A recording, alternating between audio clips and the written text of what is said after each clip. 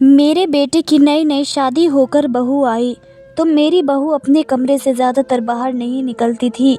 मुझे ये बड़ा ही अजीब लगता था। रोज़ रात को बहू के चीखने की आवाज़ें आती और जब कभी वह थोड़ा बहुत कमरे से निकलती तो हमेशा लड़खड़ा कर चलती। एक दिन जब मैंने ज़बरदस्ती उससे पूछा कि आखिर बात क्या है, तो वे रोते हुए बोली, माँ जी आपका बेटा रोज़ अंग्रेज़ी फ़िल्में देखकर मेरे साथ। मेरा नाम सरला है। मेरे पति का देहांत 2 साल पहले हो चुका था।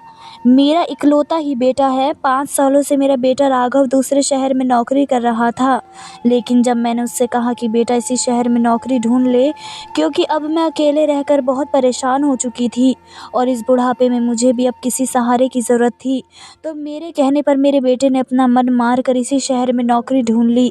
उसका यहाँ पर आने का बिल्कुल भी मन नहीं था, लेकिन फिर भी मैंने जब उस पर दबाव बनाया तो वह मान गया। अब जब से मेरा बेटा मेरे पास रहकर ही नौकरी करने लगा था, मैं बहुत खुश थी। उसके यहाँ आने के कुछ दिनों बाद ही वह अपनी एक दोस्त की शादी में गया। जब वह अपने दोस्त की शादी से वापस लौट कर आया तो वह बहुत ही ज़्यादा खुश लग रहा था। मैंने उससे उसकी खुशी का कारण पूछा तो उसने मेरी बातों को टाल दिया। 1-2 दिन के बाद ही मेरी बहन अनीता मेरे घर मुझसे मिलने के लिए आई और वह मेरे बेटे राघव के लिए एक बहुत ही सुंदर लड़की का रिश्ता भी लेकर आई। उसने कहा कि लड़की बहुत ही सुंदर और संस्कारी है और बहुत ही अच्छे घराने की भी है। मुझे भी रिश्ता बहुत जचा। मैंने कहा कि शाम को ही मैं राघव के ऑफिस के आने के बाद उससे इस बारे में बात करूंगी। जब शाम को राघव वापस ऑफिस से आया तो मैंने उस लड़की की तस्वीर दिखाते हुए कहा कि आज तेरे लिए तेरी मौसी एक लड़की का रिश्ता लेकर आई थी। मुझे तो ये लड़की बहुत पसंद है, अब तू देख ले। राघव ने तस्वीर तो देख ली, लेकिन मैं बोला मैं इस लड़की से शादी नहीं कर सकता। मैंने कहा क्यों, इस लड़की में आखिर क्या बुराई है, देखने में कितनी सुंदर है और बहुत ही अच्छे घराने की है। तो मेरी बात पर राघव बोला, माँ दरअसल मुझे कोई और दूसरी लड़की पसंद आ गई है। उसकी बात सुनकर मैं थोड़ा सा चौंक गई। मैंने कहा दूसरी लड़की आखिर कौन है। मेरे मन में थोड़ा सा डर पैदा होने लगा कि कहीं इसने कोई ऐसी वैसी लड़की तो पसंद नहीं कर ली। तो वह बोला, माँ आप पूछ रही थी ना कि मैं अपने दोस्त की शादी से लौट कर इतना खुश क्यों हूँ। दरअसल वह लड़की मुझे मेरे दोस्त की शादी में ही मिली थी। उसे देखते ही पहली नज़र में मुझे उससे प्यार हो गया और मैंने फैसला कर लिया कि अगर मैं शादी करूँगा तो इसी लड़की से ही करूँगा। उसके बाद राघव ने मुझसे उस लड़की की तस्वीर दिखाई जो उसने शादी के वक्त खींच ली थी। मैंने जब उस लड़की की फ़ोटो देखी तो वह दिखने में बहुत ही ज़्यादा सुंदर थी और पहनावे से भी बहुत प्यारी लग रही थी। मैंने कहा ठीक है बेटा, मैं इस शादी के लिए तैयार हूँ, तो तुम जल्दी से इस लड़की के घर वालों का पता लगाओ। मैं खुद से जाकर इस रिश्ते की बात करूँगी। मेरी बात सुनकर राघव बहुत खुश हो गया और उसने मुझे गले से लगा लिया। 2-3 दिन में जब मुझे लड़की का पता मिल गया तो मैंने उसके घर जाकर राघव और उस लड़की का रिश्ता तय कर दिया। मैंने उस लड़की से भी पूछा कि क्या तुम्हें मेरा बेटा पसंद है, तो उसने सिर हिला दिया। उस लड़की का नाम राशि था। मुझे भी लड़की बहुत ही ज़्यादा प्यारी और सीधी लगी। जल्दी ही शादी की तारीख तय हो गई और कुछ ही दिनों बाद मैं अपनी बहू को विदा करके अपने घर ले आई। मेरा घर तो खुशियों से भर गया था जब से मैंने राघव की शादी राशि से करवाई थी। राघव तो मुझे पहले से भी ज़्यादा प्यार करने लगा था। मैं भी अपने बेटे की खुशी देखकर बहुत खुश थी। सुहागरात के अगले दिन सुबह मैंने अपनी बहू को जब रस्मों के लिए उठाया तो वह मुझे बहुत थकी हुई सी लग रही थी। मैंने उससे पूछा कि क्या हुआ, क्या तुम्हारी तबीयत ठीक नहीं है। तो वह बोली, माँ जी दरअसल शादी के फंक्शंस की वजह से मैं ठीक से सो नहीं पाई, इसलिए इतनी थकान लग रही है। मैंने कहा कोई बात नहीं बेटा, बस तुम थोड़ी बहुत रस्में करके अपने कमरे में जाकर आराम करना। उसके बाद मैंने उसे कमरे में भेज दिया। शादी को 2-3 दिन ही हो चुके थे, लेकिन मैंने ये ध्यान दिया कि मेरी बहू अपने कमरे से बहुत ही कम बाहर आ रही थी। राघव अपना और बहू का खाना भी कमरे में ले जाकर ही खा रहा था। मुझे ये चीज़ बहुत अटपटी लग रही थी, लेकिन मैंने सोचा कि अभी उसकी नई नई शादी हुई है तो इसलिए इस तरह का बर्ताव कर रही है और अभी मेरा कुछ कहना ठीक भी नहीं है, इसलिए मैंने कुछ भी नहीं कहा। लेकिन फिर 2-3 हफ्ते बीत जाने के बाद भी मेरी बहू का यही रवैया रहा। वे घर का कोई भी काम नहीं करती, सिर्फ बहुत ज़रूरी कोई काम पड़ने पर ही कमरे से बाहर निकलती, वरना पूरे टाइम कमरे में ही रहती। मुझे ये सब कुछ समझ नहीं आया तो मैंने शाम को जब राघव ऑफिस से आया तो उसे टोक दिया। मैंने कहा बेटा, बहू जब से घर आई है वे कमरे से ही तो बाहर नहीं निकलती। मैं भी अब बूढ़ी हो रही हूँ, मुझसे घर के काम इतने अकेले नहीं हो पाते हैं। मेरी बात सुनकर राघव मुझसे उल्टा नाराज़ होने लगा। बोला, मेरी पत्नी घर का काम करने के लिए नहीं आई है, वे मेरे लिए इस घर में आई है और आप उसे उसके कमरे से बाहर आने को बिल्कुल भी नहीं कहिए। और रही काम की बात तो मैं कल से 2-3 नौकरानियाँ लगवा करवा दूँगा। आपको भी घर का काम करने की कोई ज़रूरत नहीं है। अब आप बूढ़ी हो रही हैं तो पूजा पाठ में खुद को व्यस्त करिए और अपने बेटे बहू को उनकी शादीशुदा ज़िंदगी अच्छे से जीने दीजिए। अपने बेटे का दो टूक जवाब सुनकर मेरी आँखों से आँसू आ गए। लेकिन मैंने सोचा कि शायद हर बूढ़े माँ-बाप की यही नियति होती है। बच्चे जब बड़े हो जाते हैं तो वो इसी तरह के जवाब देने लगते हैं, क्योंकि बड़े हो जाने के बाद तो माँ-बाप से उनकी जो भी ज़रूरतें होती हैं वे सारी पूरी हो चुकी होती हैं, तो माँ-बाप की ज़रूरत ख़त्म होने लगती है। मैंने सोचा राघव से कुछ भी ना कहने में ही मेरी भलाई है, इसलिए मैंने चुप रहना ही ठीक समझा। अगले दिन से मेरे घर में खाना बनाने वाली, झाड़ू पोछा करने वाली और बर्तन मांजने वाली नौकरानी आ गई और मुझे कोई काम नहीं करना पड़ रहा था। लेकिन मैंने कुछ दिनों से ये ध्यान दिया था कि बहू जब भी कमरे से निकलती तो वे लंगड़ा लंगड़ा कर या फिर लंगड़ा कर चल रही होती। न जाने क्यों वे बड़ी बीमार हो रही थी। मुझे कुछ भी समझ नहीं आ रहा था कि अभी तो इसकी शादी हुई है, नई बहू के चेहरे पर तो बहुत ही रंगत होती है, फिर अचानक से मेरी बहू को ऐसा क्या हो गया? कहीं से कोई बीमारी तो नहीं हो गई? राघव भी कुछ हफ्तों से ऑफिस से बार बार छुट्टी ले रहा था और छुट्टी लेकर वे पूरा पूरा दिन कमरे के अंदर ही रहता और अगर किसी दिन ऑफिस भी जाता तो उस दिन भी जल्दी ऑफिस से चला आता। मुझे तो ये सब समझ ही नहीं आ रहा था। मैं यही सोच रही थी कि अगर राघव का यही रवैया रहा तो ऐसे तो उसे नौकरी से निकाल दिया जाएगा।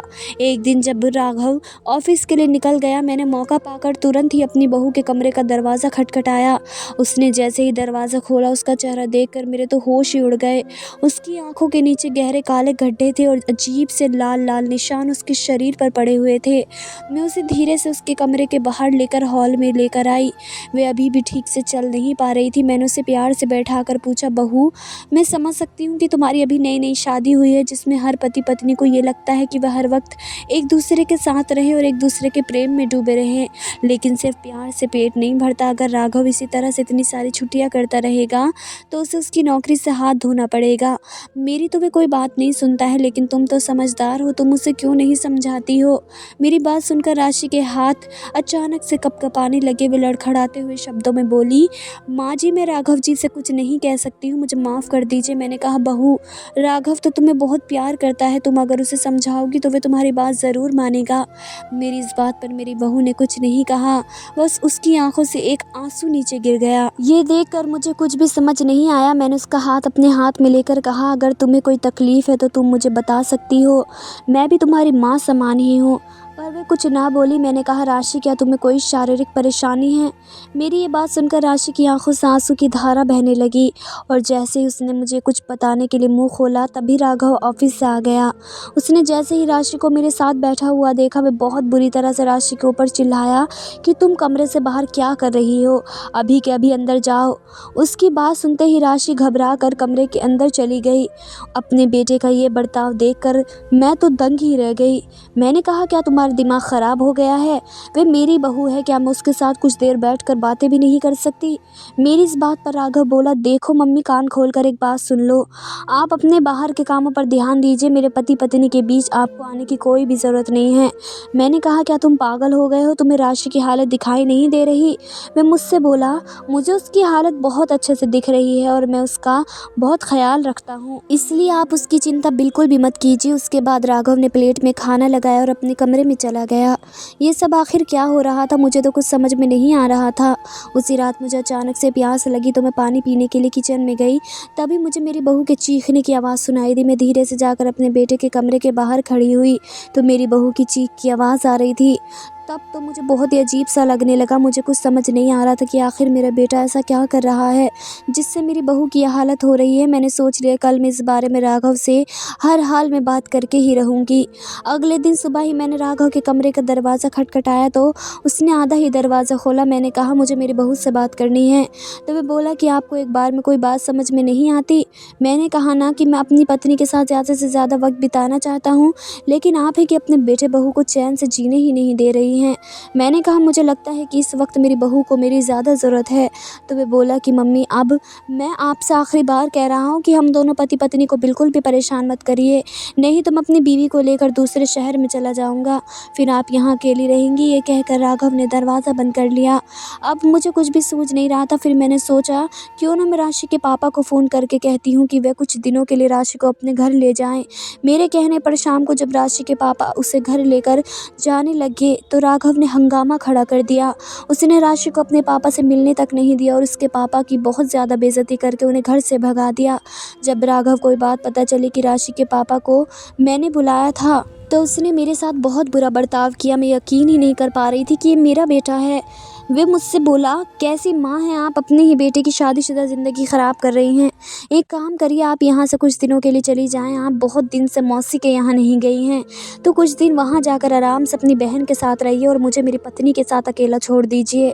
मुझे अब कुछ समझ नहीं आ रहा था कि मैं अपनी बहू की परेशानी का पता कैसे लगाऊँ, लेकिन इस वक्त मैंने शांत रहने में ही अपनी भलाई समझी और सब कुछ भगवान के भरोसे छोड़ दिया। फिर धीरे धीरे इसी तरह से दिन बीत रहे थे और मैं हर रोज़ अपनी बहू की चीखें उसके कमरे से आते हुए सुन रही थी। अगले महीने ही मेरे बेटे के ऑफिस के लिए ज़रूरी काम से 2 दिन के लिए दूसरे शहर भेजा गया। लेकिन जब वह गया तो राशि को सख्त हिदायत देकर गया कि अगर वह कमरे से बाहर निकली तो उसने मुझसे बात भी की तो उसके लिए बहुत बुरा होगा। साथ ही साथ मेरा बेटा यही हिदायत मुझे भी देकर गया। लेकिन मैं इतने दिनों से इसी मौके का इंतज़ार कर रही थी। वह जैसे ही गया मैं तुरंत ही अपनी बहू को कमरे से बाहर निकालने पहुंच गई। उसके कमरे की हालत देखकर तो मेरे होश उड़ गए। कमरे का हाल ऐसा कर रखा था जैसे किसी के साथ जानवरों जैसे सलूक किया गया हो। मेरी बहू मेरे आगे रो रो कर गिड़गिड़ाने लगी, बोली, माँ जी मुझे कमरे से बाहर मत निकालिए, अगर राघव को पता चल गया तो वह बहुत बुरा करेगा। मैंने अपनी बहू से कहा, तुम इतनी पढ़ी लिखी होकर इतनी डरपोक कैसे हो सकती हो? आज तुम्हें मुझे सारी सच्चाई बतानी होगी कि आखिर ये सब क्या हो रहा है। तुम्हें मेरी कसम है। जब मैंने अपनी बहू को कसम दी तो वह मेरे गले लगकर रोने लगी और फिर उसने मुझे जो कुछ बताया उसे सुनकर तो मेरे पैरों तले ज़मीन निकल गई। वो बोली, माँ जी राघव हर रोज़ अंग्रेज़ी फिल्में देखकर मेरे साथ दिन में कई बार, इतना कहकर वे फूट फूट कर रोने लगी। फिर वे बोली, और वे मेरे साथ जानवरों जैसा व्यवहार करता है जैसा उन फिल्मों में दिखाया जाता है। वे बिल्कुल वैसा ही करता है, चाहे मुझे कितनी ही तकलीफ़ क्यों ना हो। ऐसा लगता है कि वह मुझे इंसान समझता ही नहीं है, सिर्फ अपनी इच्छा पूर्ति का सामान समझता है। इसलिए मेरी हालत ऐसी होती जा रही है। मुझे तो विश्वास ही नहीं हो रहा था कि मेरा बेटा इतना घिनौना काम कर सकता है। मुझे बहुत शर्म आ रही थी। मैंने कहा, राशि तुम इतने दिनों से हैवानियत झेलती चली आ रही हो और तुमने मुझसे इसके खिलाफ़ कोई कदम नहीं उठाया। अगर तुम्हारी अकेली हिम्मत नहीं हुई थी तो जिस दिन तुम्हारे पापा आए थे उस दिन तो तुम आवाज़ उठा सकती थी, तो तुमने उस दिन कुछ भी क्यों नहीं कहा? राशि बोली, माँ जी दरअसल मैं मजबूर हूँ, मैं राघव के खिलाफ़ नहीं जा सकती। मैंने कहा, आखिर तुम्हारी ऐसी क्या मजबूरी है? तो वे बोली, माँ जी राघव ने मेरे कई सारे वीडियो बना लिए हैं और उसने मुझे धमकी दी है कि अगर मैंने उसके खिलाफ़ कोई भी कदम उठाया तो वे वीडियो सोशल मीडिया पर डालकर मेरी ज़िंदगी ख़राब कर देगा, इसलिए मैं ये नरक झेलने के लिए मजबूर हूँ। राशि की बात सुनकर मुझे अपने बेटे से नफरत होने लगी थी। मुझे नहीं पता था कि मैं अपने बेटे को अच्छे संस्कार देने में इस कदर नाकाम रहूँगी। अब तो मुझे बहुत अफसोस हो रहा था कि मैंने राशि की शादी अपने बेटे से कराकर उसकी ज़िंदगी ख़राब कर दी। 2 दिन के बाद राघव घर लौटा और घर लौटते ही उसके कमरे में जाकर राशि के साथ अपनी हैवानियत का खेल खेलना शुरू कर दिया। उसने जैसे ही राशि के साथ वे सब करना शुरू किया तभी मैंने ज़ोर ज़ोर से दरवाज़ा खटखटाया। राघव बुरी तरह से खिसियाता और चीखता हुआ कमरे से बाहर निकला, लेकिन इससे पहले कि वह मुझ पर अपना गुस्सा निकाल पाता उसके गाल पर एक झटकेदार तमाचा लगा। ये तमाचा राशि के पापा का था और हमारे पीछे पुलिस खड़ी हुई थी। पुलिस को देखकर राघव के होश ही उड़ गए। पुलिस वालों ने तुरंत ही राघव को गिरफ्तार कर लिया और उससे कहा उसका फ़ोन एक झटके में छीन लिया। राघव मुझसे बोला, आपने मुझे गिरफ्तार करवाया, आप मेरी माँ नहीं हो सकती। मैंने कहा, हाँ तूने सही कहा, मैं तेरे जैसे हैवान की माँ कभी नहीं हो सकती। मैंने अंदर जाकर अब पहले अपनी बहू की हालत ठीक की, उसके बाद मैं उसे सहारा देकर बाहर लेकर आई। दरअसल जब राशि ने मुझे ये सच्चाई बताई मैंने तभी फैसला कर लिया था कि मैं अपने बेटे को उसके किए की सज़ा हर हाल में दिला कर रहूँगी। और मैंने उसी दिन राशि के पापा को फ़ोन करके सारी सच्चाई बता दी और उनसे कह दिया कि राघव के घर आते ही वे पुलिस को लेकर साथ आए। राघव के फ़ोन से राशि के सारे वीडियोस हमने तुरंत ही डिलीट करवा दिए। राघव का जुर्म साबित हो चुका था, इसलिए उसे जेल में भी डाल दिया गया, लेकिन साथ ही साथ उसका पुनर्वास केंद्र में इलाज भी चल रहा था।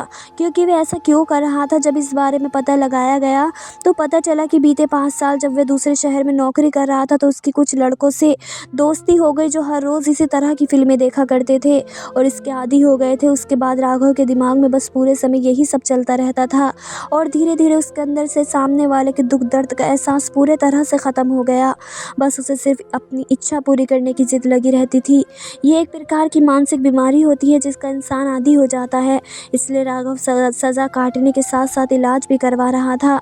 मैंने राशि का अपने बेटे से तलाक करवा दिया और आज राशि की किसी दूसरी जगह पर शादी हो गई है और वे एक खुशहाल ज़िंदगी जी रही है। अपने बेटे से सारे रिश्ते में ख़त्म करके मैं अब अपनी बहन के साथ रह रही हूँ। धन्यवाद दोस्तों।